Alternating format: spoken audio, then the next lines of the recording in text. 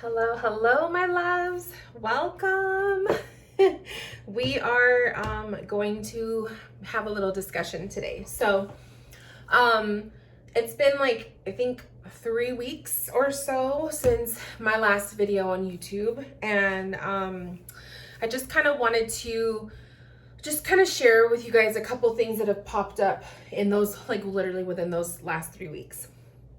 So this is just going to be a little discussion video. It's going to be one of my little ramblings. So put me aside while you're washing the dishes or or whatever you want to do. I'm not really going to be doing any show and tell or anything like that. It's just going to be me talking. So before we even begin, I want to light a candle because I just like to have this space, have that vibe going. So I'm gonna light a candle.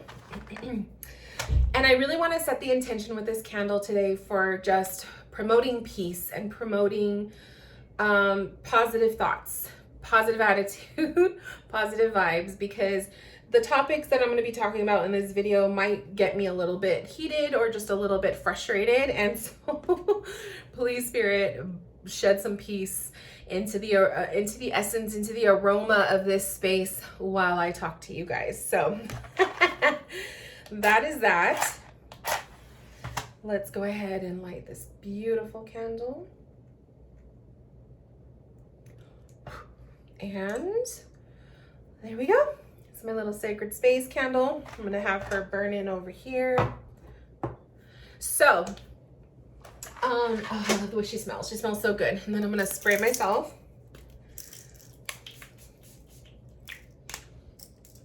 It's always so relaxing. I love the smell of my spray. Okay, sorry. So let's go ahead and discuss what's been going on for the last 3 weeks. I have been feeling like I've been facing some lessons. So receiving lessons, going through lessons in spirit work, having your own business, that kind of thing, being a reader, it's very common. I feel like spirit or our guides, or God will put us through certain lessons and certain experiences to strengthen what needs to be strengthened within ourselves or within our business or what services we're providing. Or sometimes they're just bringing out some lessons because it's just some stuff that we need to be aware of. So for me, I have been learning a lot of boundaries, a lot of lessons about how to honor my boundaries, what my boundaries are, and how do I establish those boundaries with my clients. So that's been kind of like a reoccurring theme the last 3 weeks. So I'm not going to be, naming any clients or anything like that. Everyone's confidentiality is 100%. But I am going to be using some of my clients as examples because there's just no other way around it. I have to do that. So, and then I want to use this video with the intention for you guys. If you have your own business, if you are a reader, you've been doing readings, you have paid clients, may this video inspire or give you kind of like some ideas of ways that you can use my lessons to better yourself or your business, or just use this as guidance. Just use this video as a guidance, okay? And then also maybe this is just gonna be a good, just kind of like a good way of knowing you're not alone if you've encountered any of these situations. It happens to all of us. I'm gonna be sipping on my Baja Blast over here. I was so bad. I got Taco Bell for breakfast and I got a Baja Blast and I'm so bad. It tastes so good. But anyways, so if you see me sipping on something green, that's what it is. My ice is like practically all melted though, so that's kind of sad for me. So anyways, so boundaries. I feel like it's really important as a reader to have, and I'm going to be using myself as an example for all of this.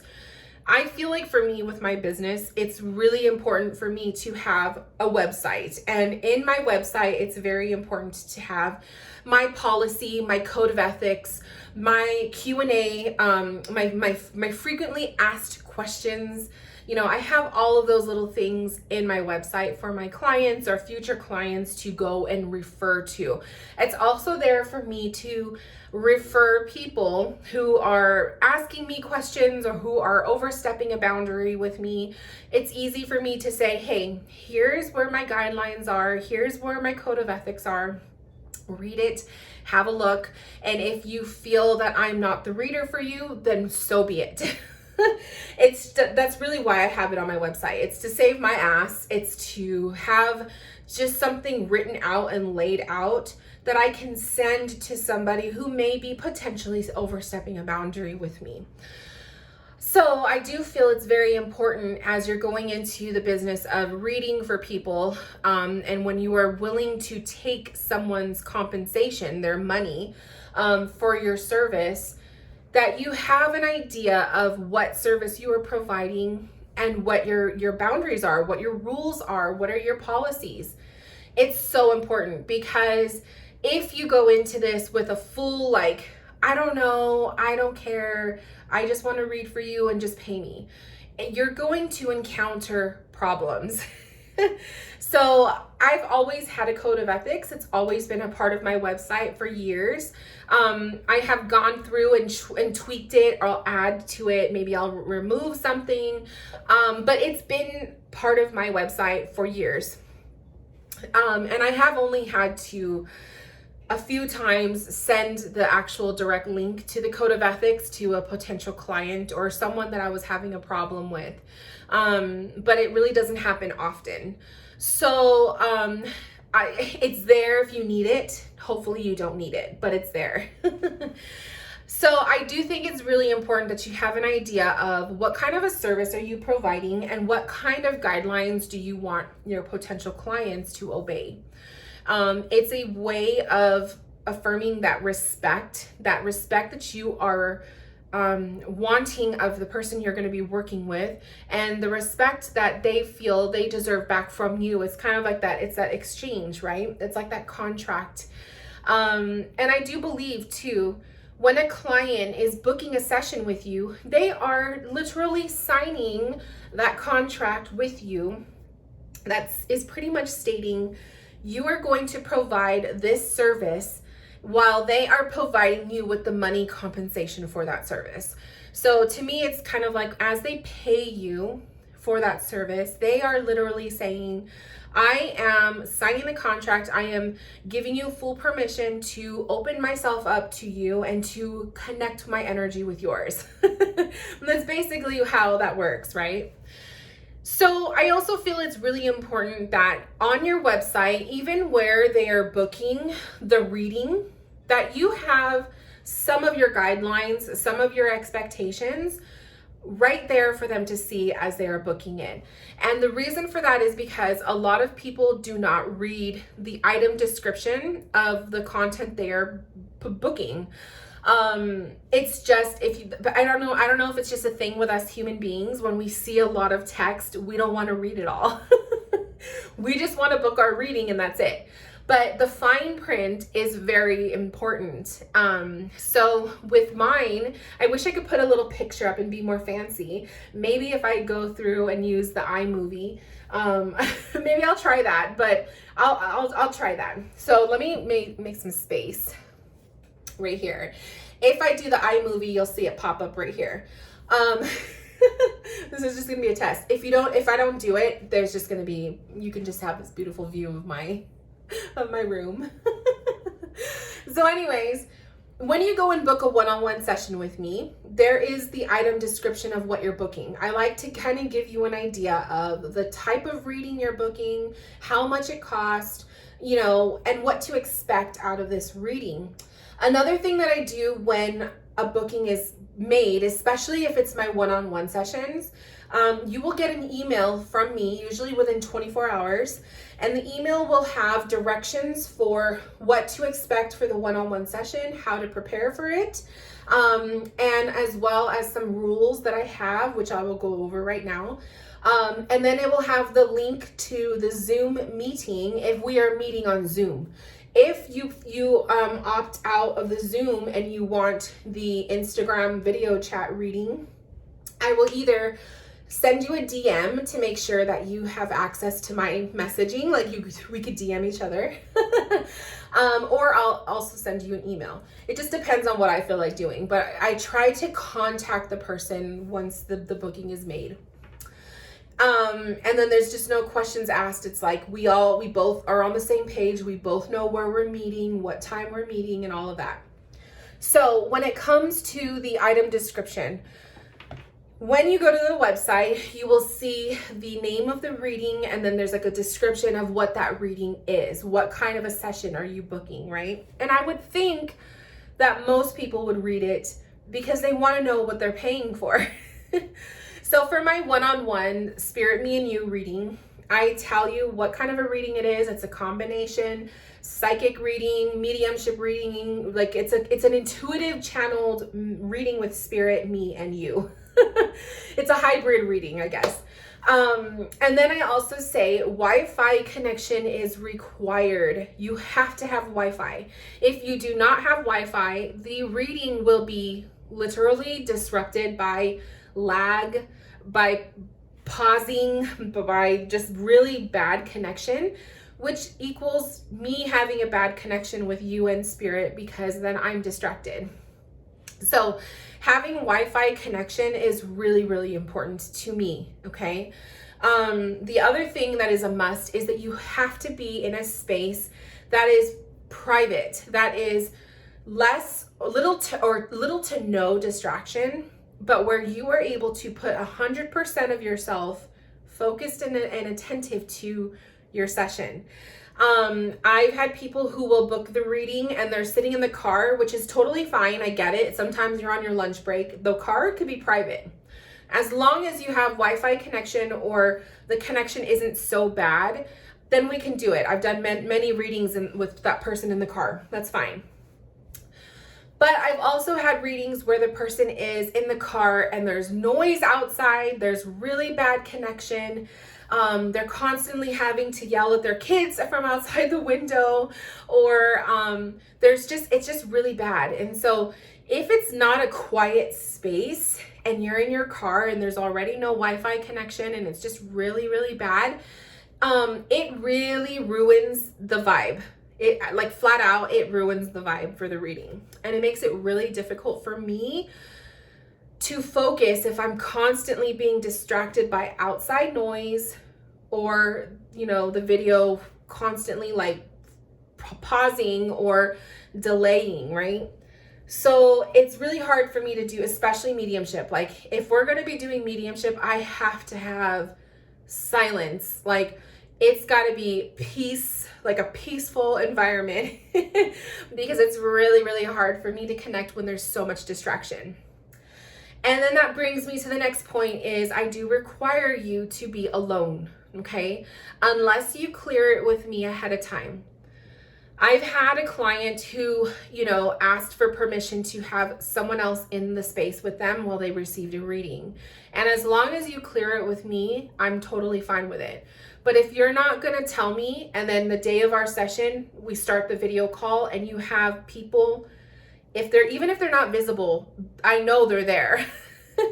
It's kind of obvious, because I'll see your eyes diverting. It's kind of like you're communicating with someone, but technically you're not. You want me to think that you're not, but I know you are.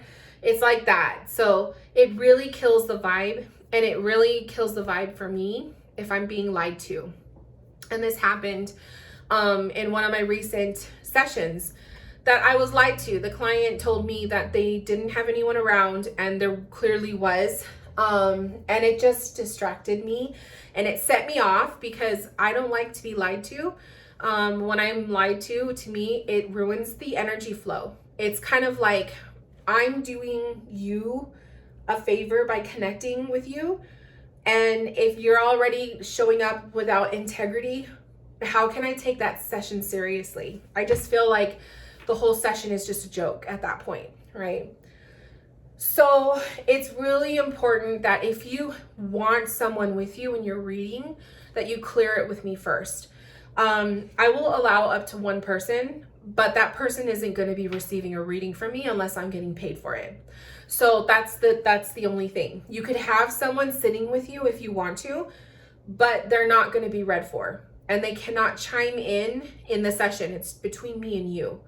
The reason why I don't like to have other people in the room is, one, when we're doing a session for you and you're afraid to answer something or to open up because the other person is sitting there and you're embarrassed, or maybe they don't know something that's popping up, because spirit will bring up secrets, okay? Spirit will bring up stuff that maybe you weren't even expecting to be read about. And if you have someone sitting there that doesn't know this about you or going on in your life, it's very uncomfortable. And so when that happens, what happens to you? You end up closing up. Your heart literally will close up and your walls go up, and you're doing it maybe because you don't want that person to know, but then it's a block between you and me. And that's why I don't like other people in the room. The other reason is I connect with energy. So if there's someone else sitting in the room or multiple people sitting in the room, I'm going to start picking up on everybody. And then it makes it really hard for me to know, is it you or is it someone else in the room? And then also it takes up a lot of energy for me just to connect with one person. Can you imagine a whole room of people, right? It's exhausting for me. And if I'm not getting compensated for that, it's not worth it for me. So that's why I don't like to have multiple people in the room in a session. So, because I had this situation with this person was sitting in a room that was full of people. It kind of felt like it was like a party or a barbecue. And she lied to me about it. Firsthand, she lied to me, and then it was kind of like, then they cleared out, they left the room, but then I could still hear them talking. I heard somebody made a comment about my abilities, and it just really ruined the vibe. And what I should have done was canceled it right then and there, but I didn't. So that was my bad. And I then had to request that she move out of that room and into somewhere more private. So it just really ruined the energy of that potential beautiful session. And the reading was just, if I were to sit and rate it, I would have rated it like an F. Like it was just a failure. I feel like I didn't provide my best work for this person because I was already taken aback by all of the disruptions that happened. So the lesson that I learned from that situation was, if my boundaries are not being honored right off the bat, I will cancel the session. If my guidelines are not being honored and you're not in a private space, or you don't have Wi-Fi connection and the connection is just really bad, I will request that we cancel the session and reschedule once. Once we do a reschedule, you have that opportunity to have a reading with me at that new date and new time. And if it doesn't work out that second time, it's done. There's no refund. There's no reschedule. It's done. I only reschedule once. Because when I reschedule, I'm adding to my calendar. It kind of messes with maybe other potential appointments that may have been booked that day. And I just need to make sure that I have the time and energy to do the session. So rescheduling is only good for one time. That's it. And if you're late to your meeting, we still do the reading, but you miss out on however much of the time you were late for. If you completely miss your session and it's our rescheduled one, you forfeit the session. There's no refund. If I would have honored my boundaries with this person and completely canceled the session within the first 10 minutes, I would have refunded the money. But I didn't do that, so that was my bad. And we ended up doing the whole session, and it is what it is, whether she liked it or not. So after having that experience, it really taught me a lot of how to stand up for myself and how to honor my boundaries, and also the importance of making sure that the client is aware of what my boundaries are prior to the session. So if I'm emailing you my list of rules and expectations for the reading, and it's already listed in the listing when you book it, those are 2 times for you to know what's going on. And if you don't read it, that's on you guys. Okay. So now I'm at the place where we start the session. Within the first 10 minutes, if I'm feeling a block or if I'm noticing that my boundaries are not being met and respected, the reading will be done. I will cancel it. That's just the way I'm going to go moving forward with this. And I actually had to do that today. So today was one of those where I had to reschedule. Every once in a while, I try not to do this often, but every once in a while I have to, because I physically just did not feel good. So last week I wasn't feeling good. It was a really bad day. And I had to reschedule all 3 of my one-on-one sessions that day because there was just no way I was going to do it. So I rescheduled the session with the client, and we had it booked for today. And I was waiting, and it was about 10 minutes, and she never contacted me. I sent her a message. She never read it. She never contacted me. She missed her session. So it was a rescheduled one. And I took that as a sign. I was like, I'm not going to make the same mistake where I don't honor my boundaries. So I took this as a sign. The first time that I was supposed to read for her, I didn't feel good. Like, I was physically unable to do a reading. And then the second time, she missed it. So that tells me, that's kind of like, I'm taking this as Spirit's way of saying, don't do the reading. Whether I'm not the reader for her or she shouldn't be receiving a reading right now, whatever it is, I honor that. And I listened to it. So I went ahead and refunded her, and I let her know, I'm sorry you missed your session. I refunded you. You should be receiving it within 5 business days. And there you go. And I'm not going to play the game of trying to rearrange and reschedule again, because to me, if Spirit doesn't want that person to receive a reading, whether it's because I'm not the right person or it's not the right time for them, I'm not forcing it. So I'm trusting that as a sign, and I let it be. I'm just going to let it be. Trust it and let it go.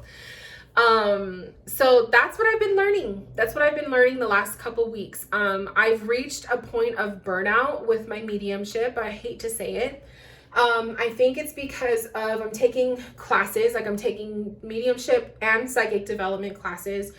I've been doing mediumship practice readings, but it's just, I feel like I've been hit so much with these like lessons with boundaries with my clients. I just kind of feel like, I don't know if burnt out is the right word, or if it's more of like, I lost that love for the work that I do. I'm trying to like gain it back, because I really felt like I was disrespected by that particular client. I just felt really disrespected. And then after that, it was just like, I don't know if it just was me and my vibe just wasn't good, but I just feel like my mediumship attempts, like at practice readings and stuff, they just haven't been the greatest. And, it hurts the ego a little bit. It hurts the ego a little bit when, you're trying to do a reading and it's not your best and you just don't feel good. And then you had like a shitty client experience. It's just not cool. So this spirit work and being a reader and doing this kind of stuff, it's beautiful. It's the most amazing career, if you want to call it a career. It's the most amazing path that I've ever done. This is my passion. This is what I love to do. But there's also a shadow side to it. And that's what I wanted to share with you guys today, is there is a shadow side to this work. And it's very unfortunate, but it does exist. So there will be crappy clients. There will be crappy experiences. There will be, like just misunderstandings and your boundaries not being honored, or you being disrespected as a reader or whatever. There's negative testimonies from clients. There's negative reviews, whatever. It all happens. It's not always sunshine and rainbows in the spirit world. So that's been a big lesson for me. And I've been doing my best, I'm trying not to succumb to the full-blown burnout. I'm still utilizing mediumship in my readings, but I made the decision to kind of minimize the services a little bit, because I think too many clients were kind of confused with my one-on-ones, like which one do I book, you know? So I'm keeping it to, there's only one type of one-on-one. Well, actually there's two. There's the birth chart reading, which is completely different. And then there's the one-on-one, which is the spirit, me and you. So I used to have spirit, me and you, and then I used to have a tarot reading. And people would get confused because they're kind of like, but I want to connect with spirit, but there was the tarot reading option, which doesn't allow that. I pretty much was like doing two different services, because the tarot reading was just tarot reading. It's like, ask the cards a question, I give you the reading. It's a psychic reading. Spirit, me and you is more, gives me the ability to hold energy in space, to allow spirit to come through, loved ones in spirit, spirit guides, channeled messages from spirit, whatever you want to call it. And that's what that session is for. But sometimes I was pulling in tarot cards for those sessions. So it just didn't make sense to me after a while. It was kind of like, I think I need to just do away with trying to separate the psychic reading from the energy / mediumship reading, and just do one kind of service because it's confusing my clients. And for me too, it's kind of like, sometimes someone will book a spirit, me and you, but their content that they want to be read for is more of a tarot reading. It's not really meant for spiritual, like, spirit messages. So rather than making it confusing or continuing it to be confusing, I'm only going to have the one service. So the spirit, me and you, and I'm going to switch it up, because usually I have it 45 minutes. It's going to be 1 hour. But it's up to a 1 hour session. And it is anything and everything that you want. If I feel spirit, this is how I'm going to approach it. If I feel spirit for you, meaning a loved one in spirit, I will mention it in the session. Okay. I don't always feel spirit for every client. Like, that's the truth. I don't. Sometimes it's like, it doesn't mean that you don't have loved ones in spirit, or it doesn't mean that they don't want to talk to you. But it usually means there's no message for you, or, they're there, they're saying hello, but there's no like immediate need to connect with you. So if I feel spirit, I will always mention it in the session. But the spirit, me and you is mainly for you. It's connecting with your energy. It's connecting you with yourself to bring through messages from spirit that you need to hear. If you get a loved one in spirit that comes through, perfect. We will talk about it. But also for you to ask any questions that you may have about yourself, your life, your future, and we could do the tarot stuff. So it's going to be just a hybrid service for anything and everything, whatever comes through, because each person is different. So hopefully that'll make it easier. Hopefully that'll make it easier and less confusing for people when they're booking. But also for me to not have to feel like, oh, they only booked this one, so I have to stay in this mode, because sometimes I want to go mediumship for someone, and then sometimes I don't want to go mediumship for someone, and I feel obligated because of the service that they booked. So it is what it is. So I'm making it easier. So if you guys go to my website and you only see the spirit, me and you one-on-one service, that's all there is. And does it include tarot reading? Yes, it does. It's just gonna be catered to whatever your needs are in that moment. And it makes sense too. So the service is $144, and when you really think about it, if someone is booking a video reading with me, which is a tarot video reading, my layers of you, which is like a 5-question or a 5-layer tarot reading, it's about a 45-minute to an hour video. It's 2 parts. And the price of that one is $122. So you kind of figure $144 is not too much of a difference. You're getting like a full-blown hybrid reading of anything and everything, whatever spirit wants for you. So for my people who were used to booking the tarot reading, which I know was significantly less in price, it just doesn't make sense for me to do that anymore, because those readings would either go over time or I was pulling in mediumship for you because it was starting to come through. And that's not fair for me because I'm not getting compensated for that extra energy that I'm doing. So it's just easier for me to keep everything just grouped into one service, one price. So that is what is changing on my website. If you do go to the one-on-one session booking page, that's what's different. And that really just came about with these recent lessons that Spirit has been putting me through with my clients. And it's teaching me that sometimes I have to be a little bit more flexible with the kinds of services, what I'm offering, but also to listen to the kind of content that people want. And stuff changes. So I do not have, and that's another question too, is people will ask me, do I have a 100% mediumship service? No, I don't. And the reason for that is because I'm still a developing medium. So I'm still taking classes. I'm still mentoring under mentors. I am in no way, I do not feel ready to say, here's a mediumship service. When you book this, you are going to get 100% mediumship from me for the hour. I'm not ready to do that. Will I ever be ready? Hopefully one day, yes, I hope. But right now, no. So the Spirit Me and You has always kind of been my safety net, where I never claim 100% mediumship with that service. It's always like, it's a hybrid, it's psychic, it could be mediumship. It's just like a blend of the two. That's where my safe spot is. And that's where I've been for the last 2 years.